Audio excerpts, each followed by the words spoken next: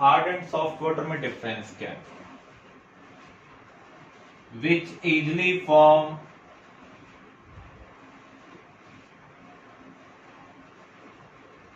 With soap,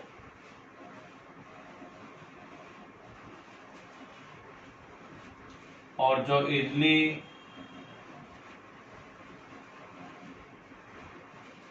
form नहीं बनाएंगे, leather नहीं बनाएंगे, उसे हम कहेंगे हार्ड वाटर। हार्डनेस का रीजन क्या है?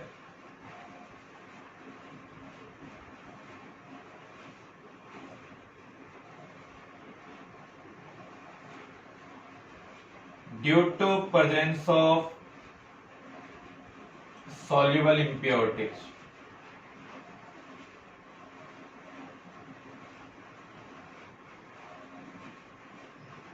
कुछ soluble impurities वाटर के अंदर प्रेजेंट होती है जो सोप को फॉर्म बनाने से रोकती है। ऐसे वाटर को हम क्या कहेंगे? Hard water. Type of hardness,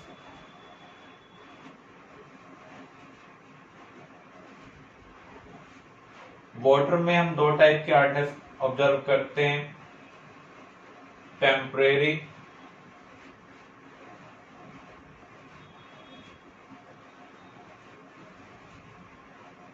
second permanent.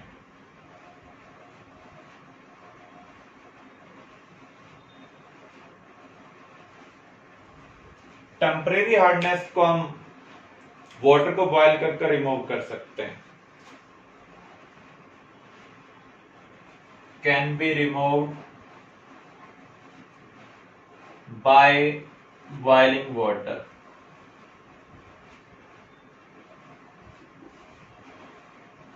इसको हम रिमूव नहीं कर सकते हैं by boiling water. Temporary hardness किसकी वजह से होती है?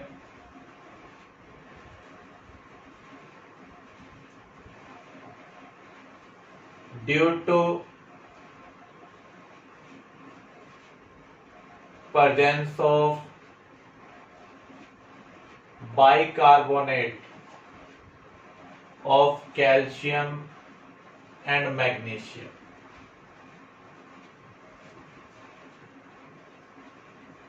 तो जब हम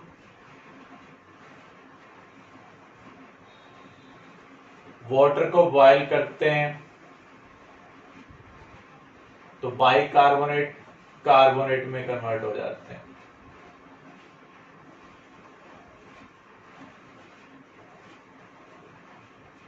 बाइकार्बोनेट कैल्शियम और मैग्नीशियम के वाटर में क्या है? इनसॉल्युबल है, रिमूव हो जाएंगे।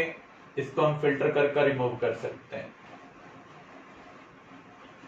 मैग्नीशियम बाइकार्बोनेट को अगर आप बॉयल करेंगे तो ये भी मैग्नीशियम कार्बोनेट में कन्वर्ट होगा, जो कि वाटर में इनसॉल्युबल है, प्रेसिपिटेट हो रहा है।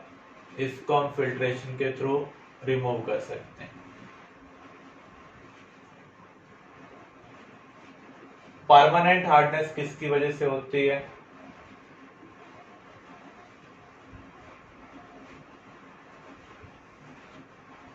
Due to presence of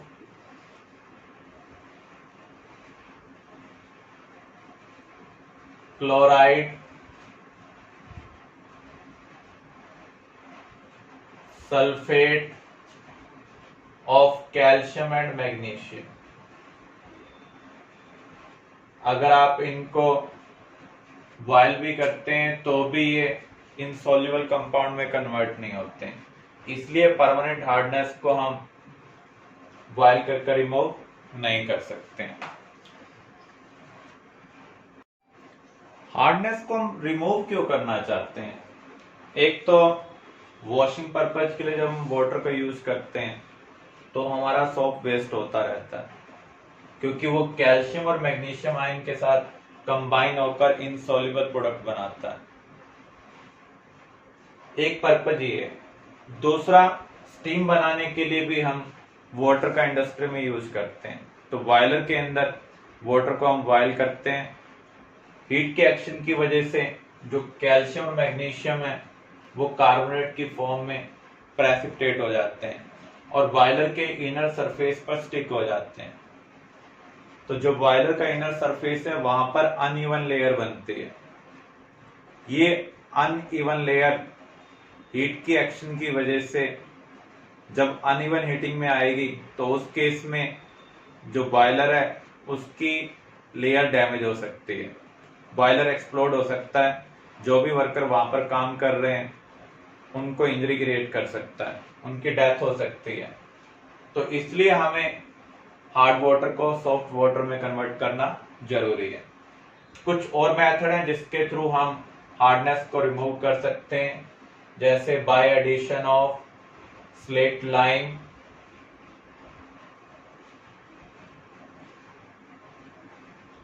slate lime क्या है? Calcium hydroxide.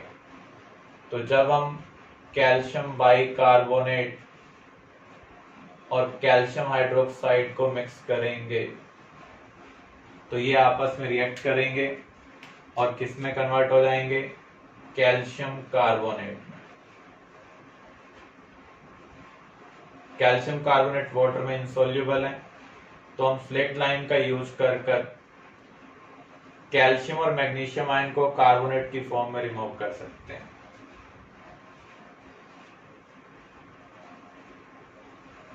Bye addition of sodium carbonate, washing soda, sodium carbonate 10H2O क्या है? Washing soda. अगर हम इसको कैलकुलेटेड अमाउंट में डाल दें तो ये कार्बोनेट आयन प्रोवाइड कर रहा है, जो कैल्शियम आयन या मैग्नीशियम आयन के साथ कंबाइन होकर उसको किसमें कन्वर्ट कर देगा? कैल्शियम कार्बोनेट और मैग्नीशियम कार्बोनेट में। ये वाटर में इंसॉल्युबल है, रिमूव हो जाएंगे। तो इसके थ्रू हम हार्डनेस को रिमूव कर सकते हैं। Dear students, today we are going to start new topic, soaps and detergent. Soaps और डिटर्जेंट क्या है?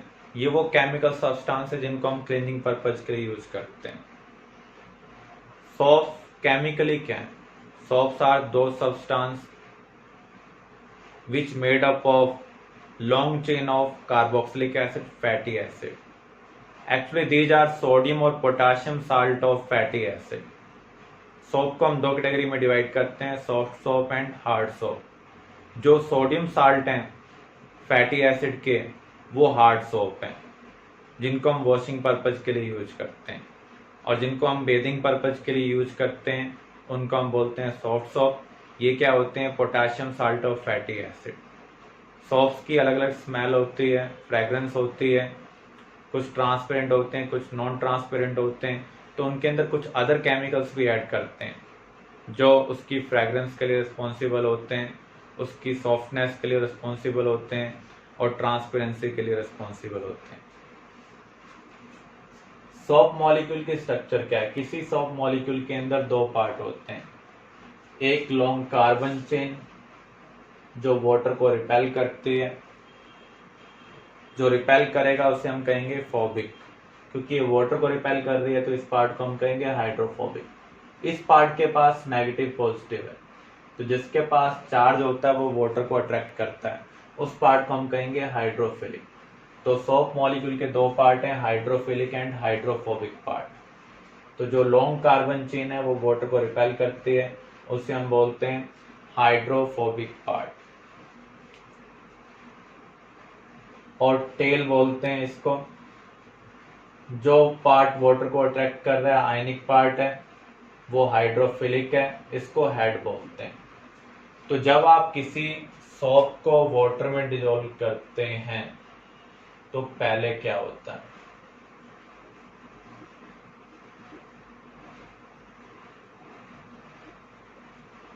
सोप मॉलिक्यूल का जो हाइड्रोफिलिक पार्ट है वो तो वाटर के कांटेक्ट में आएगा, लेकिन जो हाइड्रोफोबिक पार्ट है वो आउटवर्ड रहेगा। जब आप ज्यादा सोप डिसॉल्व करते हैं तो यहाँ पर सोप मॉलिक्यूल की कॉन्सेंट्रेशन इंक्रीज हो जाती है, तो 100 से 200 सॉप मॉलिक्यूल ग्रुपिंग करना स्टार्ट कर देते हैं वंडरवाल फोर्सेस की वजह से। वंडरवाल फोर्सेस की वजह से जब ये कंबाइन होंगे तो एक स्फेरिकल स्ट्रक्चर बनाएंगे जिसमें हाइड्रोफिलिक पार्ट सरफेस पर है जबकि हाइड्रोफोबिक पार्ट स्फीयर के सेंटर की तरफ डायरेक्टेड है। इस कॉम्बिनेशन को हम क्या बोलते हैं? माइसेल। तो यहां पर सॉप मॉलिक्यूल हाई कंसंट्रेशन के ऊपर अरेंज होकर जो हाइड्रोफिलिक पार्ट है वो सरफेस की तरफ डायरेक्ट कर रहे हैं, हाइड्रोफोबिक पार्ट को इनवर्ट डायरेक्ट कर रहे हैं और वाटर के अंदर एंटर कर रहे हैं। जब तक सॉप मॉलिक्यूल माइसेल की फॉर्मेशन नहीं करेंगे तब तक ये वाटर के अंदर एंटर नहीं कर सकते हैं। जब हम इसे क्लॉथ के ऊपर अप्लाई करते हैं तो क्या होता है? क्लॉथ के ऊपर जो डर्ट होती है वो नॉन पोलर होती है, हाइड्रोफोबिक होती है। अगर क्लॉथ के ऊपर ऑयल स्टिक हो जाए तो अगर आप उसके ऊपर वाटर डालेंगे ऑयल रिमूव नहीं होगा क्योंकि उन दोनों का नेचर अपोजिट है। लेकिन जब आप सॉप अप्लाई करते हैं तो जो सॉप का टेल पार्ट है वो डर्ट के साथ अटैच हो जाता है। तो बहुत सारे सॉप मॉलिक्यूल के जो टेल पार्ट है वो डर्ट के साथ अटैच हो जाएंगे, ऑयली पार्ट के साथ अटैच हो जाएंगे और ये ग्रुपिंग कर कर उसको खींचेंगे। जब ग्रुप इतने का बन जाएगा कि वो उसको रिमूव कर पाएंगे तो ये अपने अंदर उसको फिट कर लेंगे और स्फेरिकल स्ट्रक्चर बना देंगे और वाटर में चले जाएंगे तो क्लॉथ से डर्ट क्या हो जाएगी? रिमूव हो जाएगी। इसको हम क्या कहेंगे? माइसेल। तो आप ये भी कह सकते हैं क्लॉथ अपना क्लींजिंग एक्शन कैसे परफॉर्म करते हैं? By micelle formation. ये कोलॉइडल पार्टिकल है। जब आप वाटर में सोप को अप्लाई करते हैं तो आपको कुछ टर्बिडिटी दिखाई देती है, वो माइसेल के फॉर्मेशन की वजह से दिखाई देती है। क्लियर? तो यहां पर भी आप देख सकते हैं बिगर डायग्राम में ये डर्ट पार्ट है, इसको टेल पार्ट अपनी तरफ अट्रैक्ट कर रहा है क्योंकि ये भी हाइड्रोफोबिक है और ये भी क्या है? हाइड्रोफोबिक। जब ग्रुप इतना बड़ा हो जाएगा कि वो इसको रिमूव कर पाएंगे तो वो माइसेल की फॉर्मेशन करेंगे और वाटर के अंदर एंटर हो जाएंगे और इमल्शन बना देंगे। इस तरीके से जो डर्ट है by application of soap remove हो रही है। डिटर्जेंट्स क्या है? एक्चुअल में जो सोप है उसकी प्रॉब्लम है।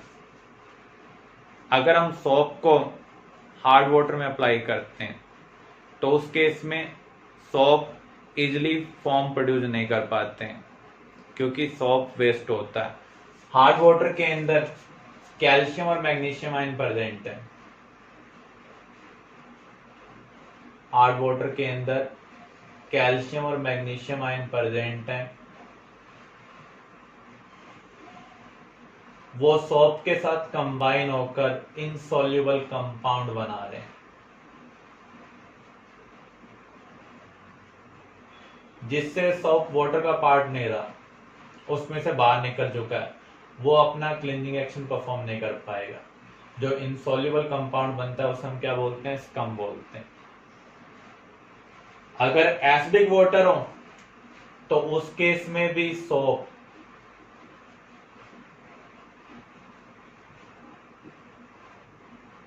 न्यूट्रल हो जाएगा। जब सोप न्यूट्रल हो जाएगा तो ये अपना क्लींजिंग एक्शन प्रॉपरली परफॉर्म नहीं कर पाएगा। आर यहाँ पर किसको रिप्रेजेंट कर रहा है? लॉन्ग कार्बन चेन को। तो सोप की लिमिटेशन क्या है? हार्ड वाटर के अंदर सोप इजिली फॉर्म प्रोड्यूस नहीं कर पाता है क्योंकि जो कैल्शियम और मैग्नीशियम आयन प्रेजेंट है उनके साथ ये रिएक्ट कर कर इनसॉल्युबल कंपाउंड की फॉर्मेशन करता है जिससे सोप क्या हो रहा है? वेस्ट हो रहा है। सेम फॉर्म को प्रोड्यूस करने के लिए हमें ज्यादा सोप का यूज करना पड़ेगा। अगर एसिडिक वाटर होगा तो उस केस में जो इसका हाइड्रोफिलिक पार्ट है वो H+ के साथ कंबाइन हो रहा है और न्यूट्रल हो रहा है, तो जिससे इसकी जो प्रॉपर्टी है एक्शन परफॉर्म करने की वो डिक्रीज हो रही है। डिटर्जेंट्स को हम सोपलेस सोप बोलते हैं क्योंकि ये काम तो सोप वाला करते हैं, लेकिन एक्चुअल में सोप वाली लिमिटेशंस नहीं है। डिटर्जेंट्स क्या है? Long chain sodium salt of sulphonic acid. कुछ अदर टाइप के डिटर्जेंट्स भी होते हैं जो हम मेनली यूज करते हैं, वो क्या होते हैं? Sodium salt of sulphonic acid. इनका एडवांटेज क्या है? ये हार्ड वाटर के साथ भी प्रॉपरली फंक्शन करते हैं और कैल्शियम और मैग्नीशियम आयन जो हार्ड वाटर के अंदर प्रेजेंट हैं उनके साथ ये इनसॉल्युबल कंपाउंड नहीं बनाते हैं। इसका मीनिंग ये वाटर में हमेशा प्रेजेंट रहेंगे और अपना क्लींजिंग एक्शन परफॉर्म करेंगे। डिफरेंस क्या है सोप और डिटर्जेंट्स में? ये फैटी एसिड साल्ट हैं, ये सल्फोनिक एसिड साल्ट हैं। ये सॉफ्ट वाटर में तो अपना क्लींजिंग एक्शन इजीली परफॉर्म करते हैं, लेकिन हार्ड वाटर में इजीली परफॉर्म नहीं करते हैं। ये दोनों में प्रॉपरली फंक्शन करते हैं। जितनी ज्यादा डिटर्जेंट की स्ट्रेंथ है उतनी ज्यादा सोप की स्ट्रेंथ नहीं है। सोप का एडवांटेज क्या है? ये बायोडिग्रेडेबल है। नेचर में जो बैक्टीरिया प्रेजेंट है वो सोप को इजीली डिकम्पोज कर सकते हैं, जिससे वाटर पॉल्यूशन नहीं होता। लेकिन जिन डिटर्जेंट्स की कार्बन चेन के अंदर ब्रांचिंग प्रेजेंट है उनको बैक्टीरिया डिकम्पोज नहीं कर पाते हैं, तो वो पॉल्यूशन क्रिएट करते हैं। इसलिए अब हम जो डिटर्जेंट बना रहे हैं कोशिश कर रहे हैं वहां पर जो कार्बन चेन हो उसमें ब्रांचिंग कम से कम हो ताकि बैक्टीरिया उनको इजिली डिकम्पोज कर पाए। क्लियर?